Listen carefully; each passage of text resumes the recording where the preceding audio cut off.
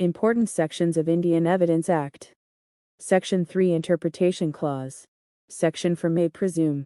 Section 5 Evidence may be given of facts in issue and relevant facts.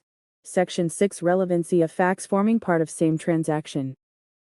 Section 7 Facts which are occasion, cause or effect of facts in issue. Section 8 Motive, preparation and previous or subsequent conduct. Section 9 Facts necessary to explain or introduce relevant facts. Section 10 Things said or done by conspirator in reference to common design. Section 11 When facts not otherwise relevant become relevant. Section 14 Facts showing existence of state of mind or of body, or bodily feeling. Section 15 Facts bearing on question whether act was accidental or intentional.